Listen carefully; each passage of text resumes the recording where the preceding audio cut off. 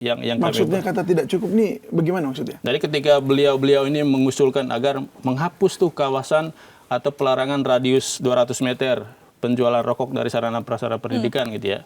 Bahkan di internal Pemprov sendiri pun kami lihat juga mereka itu tidak satu suara.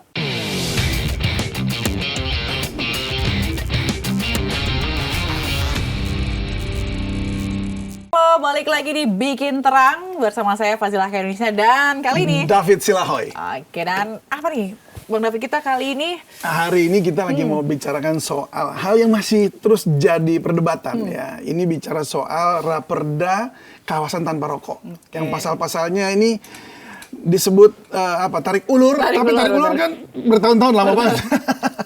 Ini ada masalah apa? Jadi kita mau tahu apakah memang ada masalah di pembuatan undang-undangnya atau di pasal yang lain. Nah, kita akan bahas ini. Dan sudah ada dua narasumber kita di sini. Sudah ada Bang Arman Suparman, Komite Pemantauan Pelaksanaan Otonomi Daerah atau KPPOD. Lalu ada Bang Evan Saipul Rohman, Sekjen DPP Ivendo, Industri Event Indonesia. Halo Bang Abang, terima kasih sudah meluangkan waktu di sini bersama kita. Sama-sama. Ya. Selamat datang. Dan ini memang selalu jadi perdebatan. Iya, ya betul ya. Nah, tapi kita mau tahu dulu dari yang urusannya dengan otorita daerah nih ya. Betul, Karena Anda kan yang mengawasi tentang pembuatan undang-undang regulasi seperti itu. Nah, apa sih sebenarnya yang menjadi persoalan untuk titik temu dari Raperda KTR ini? Ya, peraturan daerah itu kan produk hukum ya. Produk peraturan perundang-undangan di level lokal. Kalau kita lihat di undang-undang terkait dengan pembentukan peraturan perundang-undangan itu, produk peraturan perundang-undangan di level lokal itu adalah bentuknya itu peraturan daerah. Peraturan daerah itu bisa karena mandat peraturan perundang-undangan yang lebih tinggi, undang-undang, Perpres, PP atau Permendagri atau peraturan menteri gitu ya. Atau memang itu adalah sifatnya atribusi yang menjadi kewenangan pemerintah daerah. Nah, kalau kita lihat konteks untuk rancangan peraturan daerah atau peraturan daerah terkait dengan kawasan tanpa rokok ini, itu sifatnya delegatif. Delegatif dalam pengertian itu adalah mandat dari peraturan perundang-undangan yang lebih tinggi. Dalam hal ini, di level nasional ada namanya itu Undang-Undang Kesehatan, Undang-Undang 17 tahun 2023, dan turunannya itu PP 28 tahun 2024 terkait dengan pelaksanaan dari Undang-Undang Kesehatan. Yang mana di dalam Undang-Undang Kesehatan dan PP 28 tadi itu memandatkan pemerintah daerah itu untuk apa?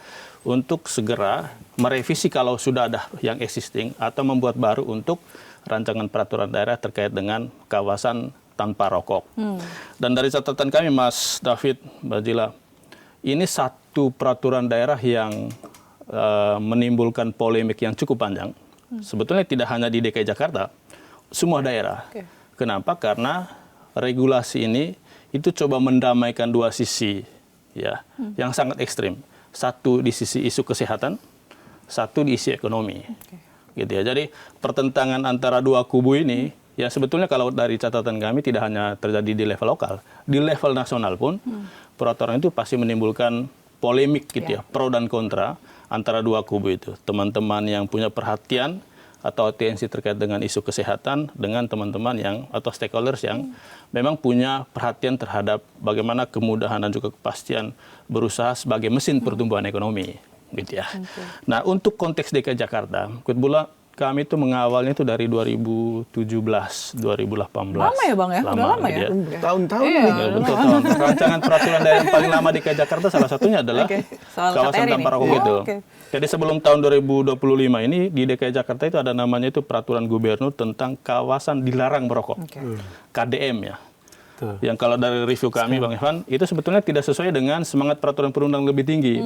Di Undang-Undang Kesehatan yang lama, Undang-Undang 36 2009, dan juga PP 109 2012 itu memadatkan sebetulnya kawasan tanpa rokok, bukan kawasan dilarang merokok gitu ya. Dan kami tahu DKI Jakarta itu salah satu pemerintah daerah yang sebetulnya dari dulu itu coba menggolkan peraturan daerah kawasan tanpa rokok. Tapi seperti yang kita lihat dinamika 6 bulan terakhir ini sama antara teman-teman dunia usaha dengan teman-teman yang punya perhatian ke isu kesehatan, gitu ya. Tapi emang sebenarnya kan ini tadi juga dibilang udah dibikin lama, udah disusun lama. Sekarang juga lagi proses pematangannya juga lagi masih digodok gitu ya. Sebelumnya tuh ini nggak sih diskusi nggak sih sama pihak-pihak terkait soal penyusunan raperda ini? Karena kalau kita lihat pro kontranya juga dari dulu gitu sampai sekarang, bahkan beberapa kali dibahas di DPRD banyak aksi-aksi penolakan gitu. Udah ada masukan-masukan dari yang lain nggak sih, Bang? Kalau kami perhatikan 6 bulan terakhir ya, pemerintah daerah Jakarta itu, terutama DPRD, pansus kawasan tanpa rokok itu memang coba merits ya stakeholder terkait, termasuk teman-temannya Bang Evan, gitu ya, yang pro atau yang menolak terkait kawasan tanpa rokok ini. Tetapi yang kami lihat selama ini seringkali apa yang menjadi masukan dari stakeholders gitu ya, itu tidak cukup diakomodir di dalam rancangan peraturan daerah itu. Gitu ya. Itu yang maksudnya kata tidak cukup nih bagaimana maksudnya? Jadi ketika beliau ini mengusulkan agar menghapus tuh kawasan atau pelarangan radius 200 meter penjualan rokok dari sarana prasarana pendidikan gitu ya. Bahkan di internal Pemprov sendiri pun kami lihat juga mereka itu tidak satu suara. Antara dinas kesehatan ini koreksi kalau salah ya, tapi dari catatan kami benar. Gitu ya. Antara dinas kesehatan dengan dinas-dinas sektoral yang lain sebetulnya tidak satu suara. Karena menurut teman-teman misalnya di Dinas Perindustrian Perdagangan, ketika ada pelarangan kawasan tanpa rokok ini, itu pasti berdampak terhadap teman-teman pekerja di sektor terkait. Industri hiburan, periklanan, dan segala macam. Dan yang di demo masyarakat itu adalah teman-teman di Perindustrian Perdagangan, bukan Dinas Kesehatan. Dan itu yang kami lihat jadi satu, kenapa rancangan peraturan daerah ini cukup alot gitu ya. Dan sekarang bolanya di Kemendagri. Karena rancangan peraturan daerah itu sebelum 30 November kemarin itu sudah masuk ke sana gitu ya. Oke, jadi kalau dari Mas Evan sendiri, itu bagaimana, apa sih yang memberatkan, apa yang membuat ini jadi alot begitu? Salah satunya adalah Raperda ini tidak berpihak pada sisi industri. Karena di situ jelas kami, para pelaku event ini kan ada yang punya IP event sudah berjalan lama dengan sponsor yang paling besar dari produk tersebut. Kalau dibatasi dengan pelarangan secara keseluruhan, sudah pasti mati. Eventnya tidak berjalan, nggak akan jalan sama sekali. Karena apa? Modal terbesar dari sponsornya dari situ. Bahkan ada yang produk tersebut menjadi sponsor tunggal. Bukannya ada aturan bahwa produknya nggak usah kelihatan, tapi ada. Betul. Hanya tulisan begitu ya, begitu. Yang hari ini tidak. Itu kan pelarangan secara keseluruhan. Berarti bahkan sponsorship yang saya baca. Termasuk sponsorship. Nggak boleh juga ngasih sponsor ke acara, walaupun misalnya nggak ada nampilin brand atau apa. Untuk raperdanya ya, rancangannya. Nah itu yang menjadi keberatan kami. Kalau misalnya bicara dengan kami sebelumnya saat mulai dari penyusunan naskah akademik lah.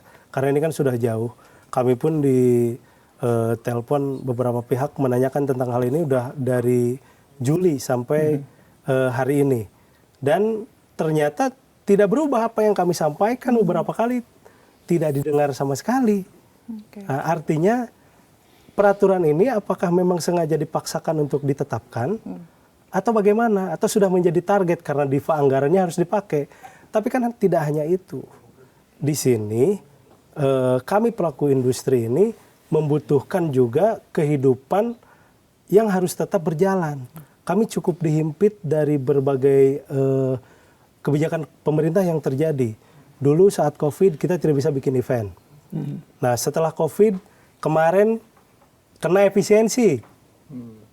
Saya salah satu yang jadi korban, beberapa event saya itu yang hilang dari situ. Oke, boleh sedikit lebih detail begitu ya. Kan tadi dibilang bahwa ketika COVID aja itu udah susah gitu. Terus kemudian ada larangan untuk menampilkan produk atau bahkan iklannya sama sekali. Memangnya seberapa signifikan sumbangan atau sponsorship dari produk itu ya kepada bisnis? Oke, kami melihat dari sisi bisnisnya banyak para pelaku event yang memang punya IP, yang merintis kegiatan budaya, kegiatan-kegiatan kecil, tapi sponsornya yang paling gampang. Kita tidak bisa memungkiri bahwa produk tersebut paling gampang. Artinya di-approve untuk turun dana begitu. Cair lah, itu cepat. Paling cepat. Kalau yang lain ada harus direct selling dulu, ada apa pra-event sebelum eventnya harus berjalan dulu. Kalau itu enggak. Kadang mereka yang penting eventnya bagus, masanya banyak, masuk. Bahkan mereka nggak keberatan untuk nggak nampilin produk ya? Ada. nggak ada masalah. Jadi Selama ini. berapa persen tuh kalau dari pendapatan Iya. misalnya? Ya persentasenya kalau untuk per hari ini ya bisa hampir di 200 miliaran. Wah. Itu sangat besar. Dan berdampak pada tenaga kerja yang berjalan di situ bisa 1,8 ribu orang. Itu yang 200 itu per periode, Iya, per 1 tahun. per 1 tahun. Karena kan perencanaan event tuh kita nggak bisa direncanakan dengan gampang, dengan cepat. Ya.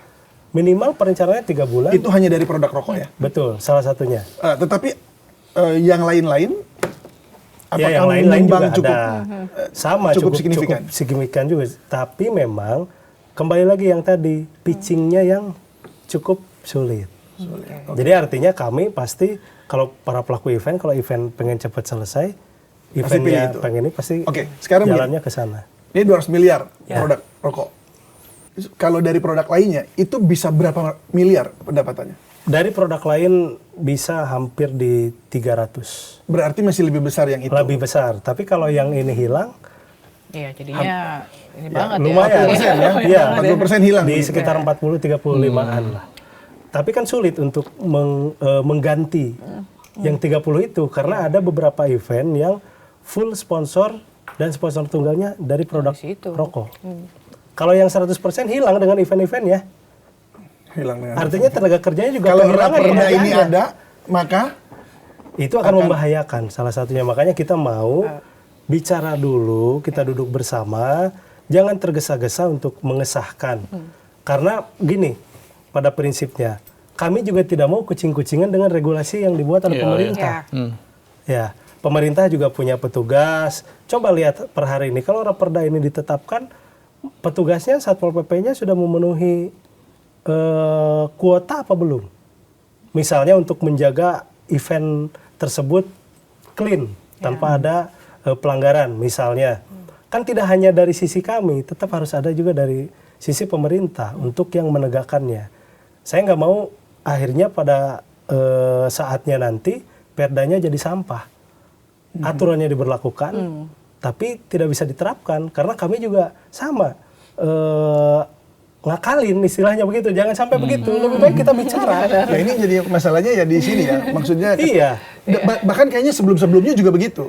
Iya. Artinya tidak ada penegakan hukumnya, Betul. lalu juga kesadarannya juga rendah gitu. Iya. Benar tadi kata Bang Evan, jadi kucing-kucingan Iya, ujung-ujungnya. ujungnya kan begitu. Iya. Selama nggak dipantau, kita Iya. bikin aja event, nggak apa-apa, masukin aja.